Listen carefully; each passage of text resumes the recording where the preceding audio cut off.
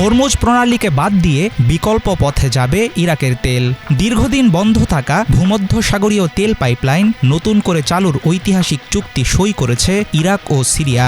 জ্বালানি সরবরাহের নৌপথ হরমুজ প্রণালীকে গুরুত্বহীন করে তোলা এবং মধ্যপ্রাচ্যে ইরানের প্রভাব দুর্বল করতে হাতে নেয়া এই প্রকল্পের পেছনে মূল কারিগর হিসেবে কাজ করছে আমেরিকা।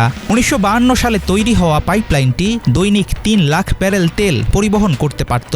পুনর্নির্মাণের কাজ শেষ হলে প্রতিদিন এটি পরিবহন করতে পারবে ২০ লাখ ব্যারেল তেল। ৮০-র দশকে ইরান ইরাক যুদ্ধের সময় সিরিয়া যখন ইরানের পক্ষ নেয় তখন এটিকে বন্ধ করে দিয়েছিল বাগদাদ। ২০০৩ সালে ইরাকে মার্কিন আগ্রাসনের সময় পাইপলাইনটি মারাত্মকভাবে ক্ষতিগ্রস্ত হলে পুরোপুরি অকেজো হয়ে পড়ে। উত্তর ইরাকের তেল সমৃদ্ধ কিরকুক অঞ্চল থেকে সিরিয়ার ভূমধ্যসাগরীয় বন্দর বানিয়াস পর্যন্ত প্রায় ৮০০ কিলোমিটার বিস্তৃত এই পুরনো পাইপলাইন নতুন করে চালুর প্রকল্প যৌথভাবে বাস্তবায়ন করবে যুক্তরাষ্ট্রের জ্বালানি কোম্পানি শেভরন, সুইজারল্যান্ড ভিত্তিক ড্রিলার ট্রান্স ওশান এবং কাতার ভিত্তিক একটি নির্মাণ সংস্থা।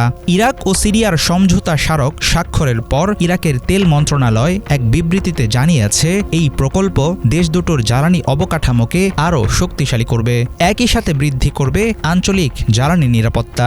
বিশ্লেষকেরা বলছেন এই প্রকল্প মূলত মধ্যপ্রাচ্যে মার্কিন প্রভাব বৃদ্ধির চলমান কৌশলের একটি অংশ হিসেবেই কাজ করবে।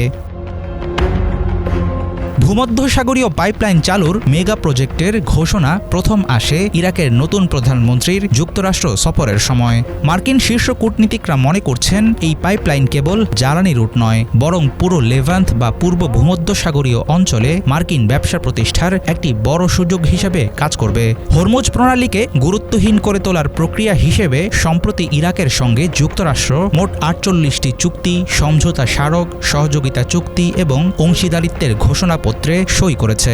এসব চুক্তির মধ্যে রয়েছে জ্বালানি, বিদ্যুৎ, স্বাস্থ্যসেবা এবং পাইপলাইন পুনর্নির্মাণের মতো বড় বড় সব প্রকল্প। ইরাকের অর্থনীতি মূলত অপরিশোধিত তেল রপ্তানির উপর গভীরভাবে নির্ভরশীল। দেশটির জাতীয় রাজস্ব আয়ের প্রায় ৯০% যোগান আসে তেল বাণিজ্য থেকে। যুক্তরাষ্ট্র ও ইরানের মধ্যকার সংঘাতের জেরে হরমুজ প্রণালীর সংকট ইরাকের জ্বালানি তেল নির্ভর রাজস্বের উপর মারাত্মক নেতিবাচক প্রভাব ফেলেছে। ফলে সিরিয়ার সঙ্গে পাইপলাইন পুনর্নির্মাণের এই চুক্তি তাদের জন্য আশীর্বাদ হয়ে দাঁড়ালো। তবে ধারণা করা হচ্ছে প্রায় ৫ দশকের পুরনো পাইপলাইন নতুন করে চালু হতে আনুমানিক ২ থেকে ৩ বছরের বেশি সময় লাগতে পারে। ইরাক ও সিরিয়ার পাইপলাইন চালুর ব্যাপারে ইরানের কোনো আনুষ্ঠানিক প্রতিক্রিয়া এখনও জানা যায়নি। হাফিজুল ইসলাম, বাংলা ভিশন।